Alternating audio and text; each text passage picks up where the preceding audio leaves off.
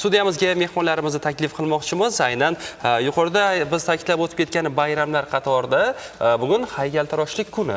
Albatta va studiyadagi qo'l ishlarini ham bir qanchalarni olib kelishgan. Aynan biz mehmonlarimizni kutib qo'ymasdan taklif qilamiz. Ana undan keyin suhbatlar mobaynida mana shu mavzuni ko'proq yoritib boramiz. Albatta. Dasturimiz mehmonlari Urganch davlat pedagogika instituti san'atshunoslik kafedrasi o'qituvchisi Quvondiq Ro'zmetov hamda Urganch davlat pedagogika instituti talabasi Ruxsora To'liyevani taklif qilamiz. Ajoyib bir tarona ostida.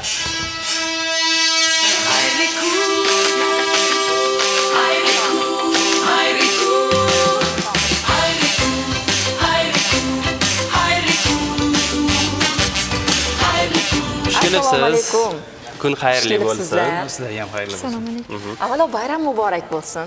Albatta, bugun sizni bayramingiz deya biz baralla aytib olamiz va har bir kunimiz bu qaysidir soha vakillarining bayrami ekanligi odamni juda ham quvontiradi, to'g'risi. Albatta, aynan bugun dasturimizda mana shu san'at turi haqida ko'proq suhbatlashish uchun mutaxassis taklif qilganmiz. Qolaversa, mana shu san'atni sir asrorlarini o'rganayotgan talabalar ham studiyamizda bor. Ularni qo'l ishlari bilan ham, yutuqlari bilan ham albatta tanishib o'tsak bo'ladi. Xush kelibsizlar yana bir bora.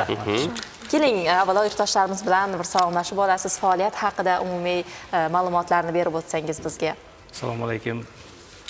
Shu bugun shu bayram bilan hammani barcha shu san'at ahlini tabriklayman va respublikamiz miqyosida boshlangan haftalik tasviriy va amaliy san'at haftaligi bilan barcha rassomlarni, haykaltaroshlarni, amaliy san'at ustalarini ham barchani pedagoglarni, barchani rassomlarni tabriklaymiz.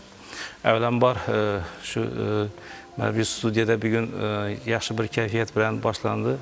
Shu bayram shu dunyo miqyosida shu haykaltaroshlik san'atini tutgan o'rni haqida gapiradigan bo'lsak, o'sha Misr piramidadan tortib o'sha bugungacha o'sha ehromlardan tortib haligacha mana shu sir asrorlarini o'rganib kelishadi. Ularni qanday qurilganligi va o'sha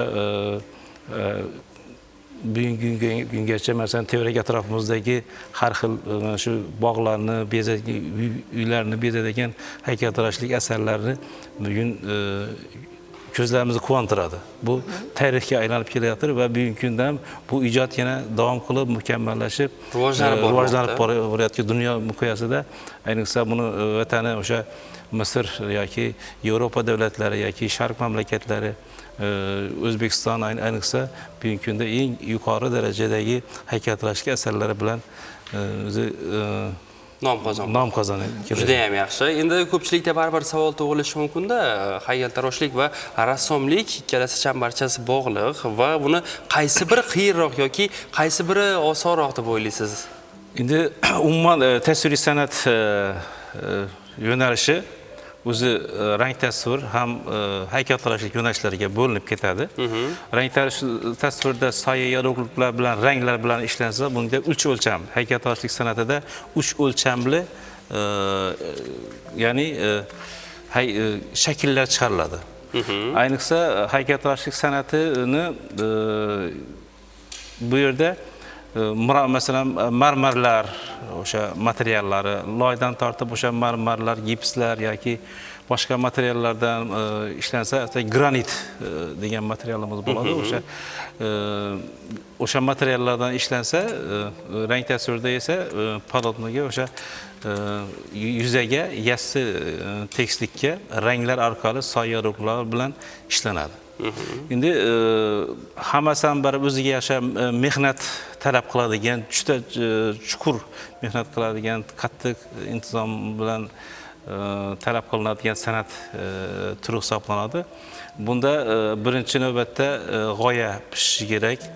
Shu rassomda bo'lsin, o'sha izlanuvchida bo'lsin, shundan keyingina uni plastikasi deymiz, endi uni hajmlarini o'rganish, uni qalam tasvirini, birinchi navbatda qalam tasvirini o'rganish va uni loydan yoki plastikdan yasashni o'rganish va keyingi bosqichlarda u har xil masalan buyumlarni yasash bosqichlarini va qolib olish texnologiyalarigacha o'rganish bosqichlari bor.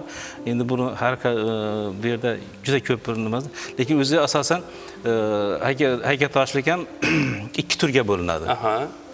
birinchisi dastgohli haykaltaroshlik san'at aylana dastgohni ustida qo'yib ishlanadigan maxsus haykaltaroshlik va monumental haykaltaroshlik.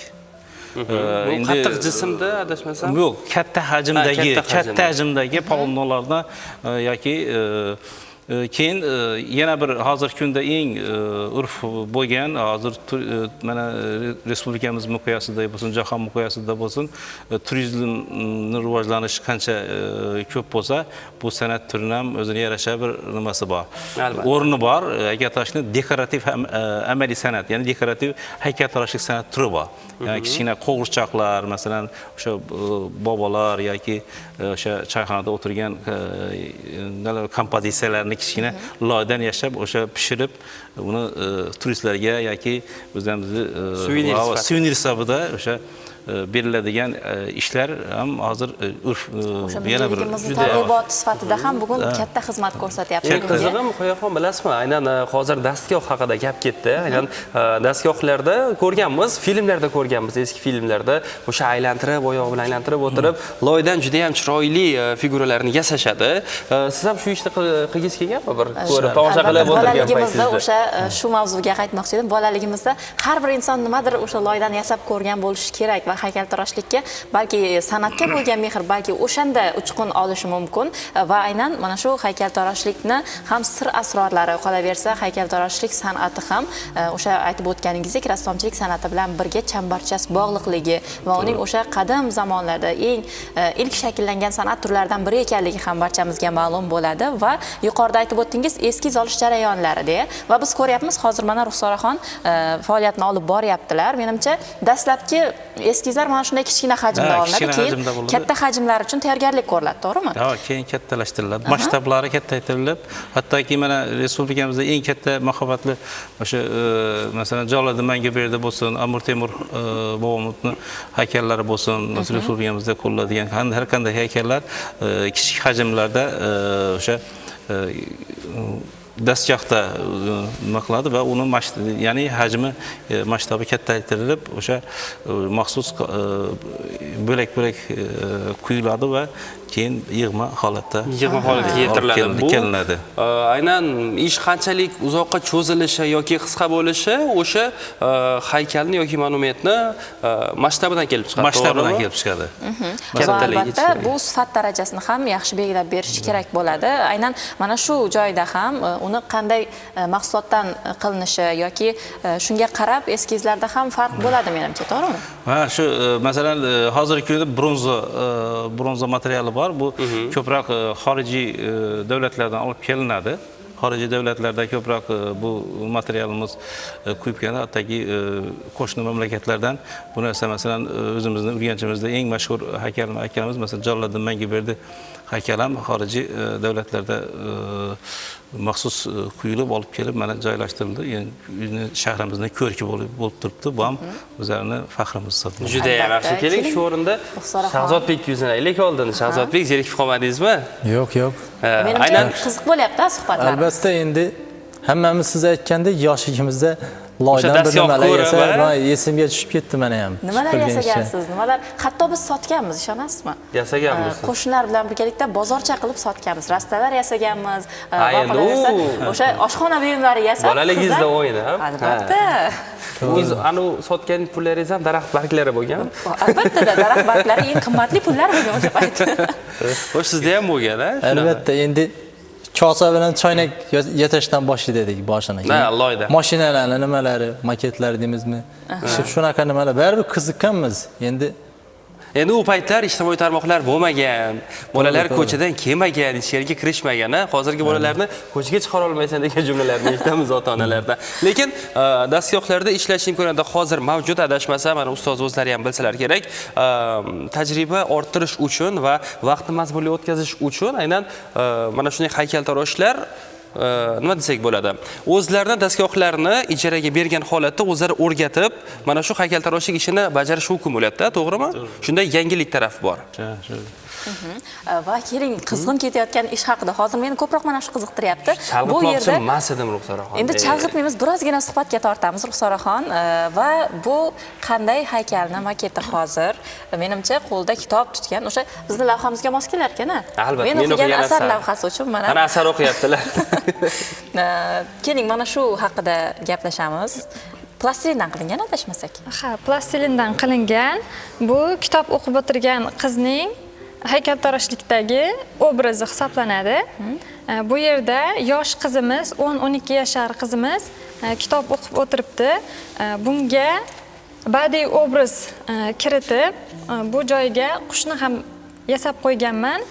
Hattoki tabiatdagi qush ham shu o'qib o'tirgan qizning qilib o'tirgan ishi, ya'ni kitob o'qib o'tirishiga qiziqib, yoniga kelib turgani yasalgan bu joyda. Juda chiroyli va keling, o'zingizni ham mana shu san'atga bo'lgan qiziqishingiz qayerdan paydo bo'lgan? Nimaga aynan haykaltaroshlik kasbini o'rganishga kirishgansiz? Bugungi kunda hali ta'lim olish jarayonidasiz, to'g'rimi? Shular haqida suhbatlashsak biroz. Hozirda Urganch davlat pedagogika instituti tasviriy san'at va muhandislik grafikasi 3-bosqich talabasiman. Bu haykaltaroshlikka, umuman olganda rassomchilikka qiziqishim bolaligimdan boshlangan. Biz ham ko'chada soy bo'ylarida. Ha, qo'shni o'rtoqlarimiz bilan, bizdan kichkina, bizdan katta bolalar, qizlar bilan ko'chada, soya joylarda loy o'ynar edik, yerlarga rasm chizar edik, oddiy cho'k bilan, toshlar bilan. Shundan qiziqish paydo bo'lgan, ha? Shu davrlardan boshlanganda. Juda yaxshi. Hozir endi ko'ryapmiz, bir necha natijalar bor. Shular haqida ham ma'lumotlar berib o'tsangiz, baribir o'zi bo'lmaydi bunaqa natijalarga erishishni. Uyqusiz o'tgan tunlar bo'ladi. Asosiysi sabr, o'qilgan toqat kerak. kitoblar juda ham ko'p bo'lishi kerak va eng asosiysi amaliyot kuchli bo'lishi kerak, to'g'rimi? Albatta. O'qishga kirganimdan buyon hozirgacha ilmiy va ijodiy izlanishdaman. Shu jumladan faqat ijod bilan to'xtalib qolmasdan ilmiy yo'lda ham faoliyat olib bormoqdaman. Shu kungacha 10 dan ortiq ilmiy maqolalar chop qildirganman. Ko'plab olimpiadalarda, rasm tanlovlarida ishtirok etib kelmoqdaman. Bundan tashqari haykaltaroshlik konkurslarida ham ishtirok etmoqdaman. Bu yerda mening 1-2 katta yutuqlarimdan diplomlar, namunalar keltirilgan. 2025-2026 o'quv yili uchun ta'sis etilgan Navoiy nomli stipendiya sohibasi bo'lganman. Bu yil eng katta yutuqlarimdan biri. Va hali bu bardavom bo'lishiga biz ishonamiz, chunki shu paytgacha qilinayotgan mehnatlar samarasi baribir ko'zga ko'rinadi va shu bilan birgalikda endi bu stipendiyalarni, qolaversa mana shunday yutuqlarni olganingiz sari, rag'batlantirilgani sari baribir inson yana ham ijod qilishga, o'sha san'atni, o'sha sohani yana ham chuqurroq o'rganishga kirishadi-da va qolaversa oila a'zolaringiz, yaqinlaringiz, aynan sizning atrofingizdagi o'sha do'stlaringiz, deymizmi, mana shu soha vakillari, vakillalari barchalari ham aynan sizga xayrixoh kayfiyatda bo'lsalar, siz bilan birgalikda hamrohlikda harakat qilsalar, albatta bir mana shu san'atning rivoji uchun ham yana bitta katta qadamlarni qo'yishga siz tayyor bo'lasiz, to'g'rimi? Albatta. Shu ijod bilan bog'liq bo'lgan qiziqishimni oilamdagilar to'g'ri qabul qilishgan va buni rivojlantirish uchun meni to'garaklarga, o'quv mashg'ulotlariga berishgan. Bu uchun ota-onamga katta rahmat aytaman. Marhamat, bemalol yo'llab qo'yishingiz mumkin. Hozir bizni tomosha qilayotgan bo'lsalar, shu fursatdan foydalanib. Shu fursatdan foydalanib, ota-onamga, oila a'zolarimga kattakon minnatdorchilik bildiraman. Meni rassomchilikdagi boshlang'ich bilimlarni bergan maktabdagi ustozlarimga, Amanova Gulasal, Laylo Rajabova ustozlarim boshlang'ich bilimlarni berib o'tgan. Hozirda institutimizdagi, kafedramizdagi o'qituvchilarga, chizmachilikdan meni ko'p tayyorlagan ilmiy rahbarim Latipov Rustam Domillaga, kafedramizdagi shu katta o'qituvchilarimizga, barcha o'qituvchilarimizga kattakon rahmat aytaman. Ko'rishadi albatta oynajahon orqali mana shu o'quvchilarning yutuqlari har bitta insonni, har bitta ustozni befarq qoldirmasa kerak. Aynan keling, siz bilan yana suhbatimizni davom ettiramiz va hozir ko'pchilikni qiziqtirayotgan savollar bo'lishi mumkin. Mana shunday maxsus plastindan yasalgan dedingiz, mana bu maketlarni. Bular maxsus plastilindan yasaladi. Chunki plastinlar ko'proq oldin aytdik, mana Shahzodbek aytdi, yosh paytimizda o'sha loydan ishlardik, loydan. Shu loyga yaqinroq. Loyga endi loyning xususiyati ozgina qurigandan keyin yorilib ketadi. Endi bu maxsus yog'lar bilan, maxsus bir kimyoviy bir nimalar bilan ishlanadi. Kimyoviy moddalar bilan ishlanadi va gips holda ushlab turadi, yorilib ketmaydi. Yorilib ketmasligi xususiyatiga ega bo'lganligi sababli uni eskiz ishlash uchun ko'proq plastilinlardan, masalan, maktabgacha ta'lim muassasalarida bo'lsin, o'quv, masalan, maktab programmalarida bo'lsin yoki oliy dargohlarda bo'lsin va shu fanlarni, tasvir san'at fanlarini o'tish jarayonida mana shu maxsus plastilinlardan foydalanib, ular kichkina maketchalar tayyorlab, keyin katta o'sha nimalarga o'tadi. Men yuqorida aytib o'tganim o'sha yoki bu yana bir materialimiz bor, hozir bizlarga ko'proq yog'och materiallardan ham haykallar ishlash juda urf-odat bo'lib ketgan hozir. An'ana bo'lib ketgan. Shunga yarasha masalan marmar dedik, granit dedik yoki boshqa materiallarimiz ham bugungi kunda respublikamiz bo'lsa, dunyo miqyosida bo'lsin, haykallashning eng noyob materiallardan hisoblanadi. Bizning mahalliy materialimiz masalan tut materialdan o'sha kattaroq haykallarni yasadigan ustozlarimiz bor. O'zining texnikasi, texnologiyasi bor. Buni aynan agar keyinroq batafsil hali gapirishamiz, gap ko'p, vaqt yetmaydi, to'g'rimi? Lekin iloji boricha umumiylashtirib bugungi dasturimizda ham chiroyli ma'lumotlarni taqdim qilib o'tdingiz. Hatto mana qo'l ishlari bilan tashrif buyurganlar va bu qizga biz nom qo'ydik allaqachon. Yo'q. Qarang, sizga o'xshirkan, buni ismini, nomini sizning ismingizga qo'ysak degan taklif bildirildi hozir. Nima deysiz? Qarang. Yo'q, Ahmadbek. Mana kitob o'qiyapti. Qarang, menga ham o'xshab ketar ekan. Faqat sizda do'q yo'q ekan. Do'ppimiz bor. Endi kelasi dasturda mana shunday holatga kelsak endi. Bu menimcha hali betondan, sement materialidan tayyorlanadi, katta qilib deb aytib o'tdilar va biz kutamiz. Albatta. Qancha muddatda bo'ladi? Bitiruv malakaviy ish hisoblanadi bu ish. Eskiz varianti.